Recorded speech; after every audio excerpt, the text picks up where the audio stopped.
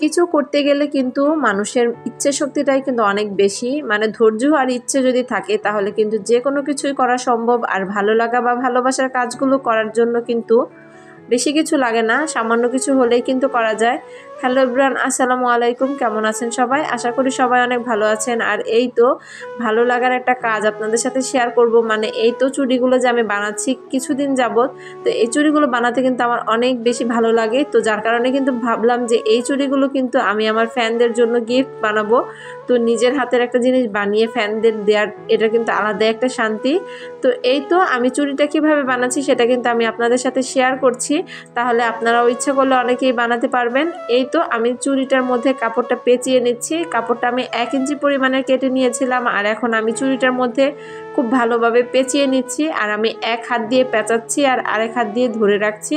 মানে এভাবে খুব সুন্দর করে পেঁচালে কিন্তু চুড়িটা দেখতে খুব সুন্দর হবে। আর পেঁচানোর সময় সবসময় এক সাইডে একটু ভাঁজ দিয়ে নিতে হবে, এতে করে ওই সাইডের সুতোটা আর বের হবে না, দেখতে অনেক সুন্দর হবে।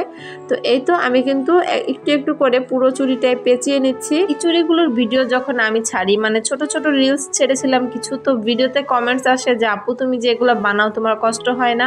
তা আসলেই কোনো কাজ করতে কিন্তু কোনো কষ্ট নেই, আর সেই কাজটা যদি হয় ভালোবাসার মানুষদের জন্য তাহলে তার কোনো কথাই নেই, তাহলে কষ্টটা একদমই লাগে না। আর যে কোনো কাজই করতে করতে কিন্তু সেই কাজটার উপর একটা মানে ভালোবাসা তৈরি হয়ে যায়, তো যার কারণে কিন্তু কাজটা করতেও অনেক সময় লাগে না।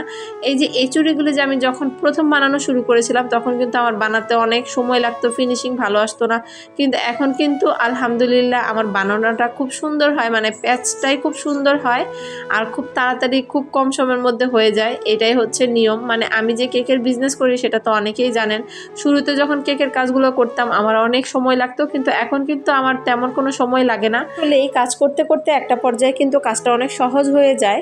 তো এই তো আমি চুড়িটা পেঁচিয়ে নিয়েছি, এভাবে খুব সুন্দরভাবে পেঁচালে কিন্তু চুড়িটা এভাবেও দেখতে অনেক সুন্দর লাগে। আর এটার মধ্যে যদি কিছু বসাই তাহলে তার কোনো কথাই নাই, এটার লুকটাই একদম চেঞ্জ হয়ে যায়। তো এটার লুক চেঞ্জ করার জন্য আমি এখন কিছু মিরর নিয়ে নিব, আর এই মিররগুলো আমি এটার মধ্যে অ্যাপ্লাই করব। আর অ্যাপ্লাই করার পর তো এটা দেখতে আরও বেশি সুন্দর লাগবে। তো এই তো এখানে আমি এই গ্লুটা ব্যবহার করব, এটা হচ্ছে B7000 গ্লুটা দিয়ে এখন আমি এই যে মাঝখানে আমি গ্লুটা দিয়ে দিচ্ছি, আর দিয়ে কিন্তু একটা একটা করে মিরর বসিয়ে দিব। আর মিররগুলো বসানোর পর কিন্তু এই চুড়িগুলো দেখতে অনেক বেশি ভালো লাগে, অনেক সুন্দর লাগে। তো এই তো মিররগুলো কিন্তু একটা একটা করে বসিয়ে দিচ্ছি আর একটু করে প্রেস করে দিচ্ছি, তাহলে কিন্তু খুব সুন্দরভাবে বসে যাবে। এটা হচ্ছে আমার ভালো লাগার একটা কাজ, আর দিব আমার ভালোবাসার সব মানুষদের।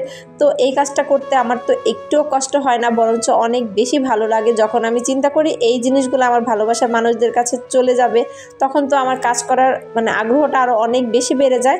তো যাদেরকে দিব তাদেরকে তো আমি নক করেছি, আর যাদেরকে এখনও নক করা হয়নি তারাও ইনশাল্লাহ পেয়ে যাবেন। মানে আমার সাথে থাকুন আপনারা, অবশ্যই আমি সবাইকে আমার হাতে বানানো এই গিফটটা দিতে চাই।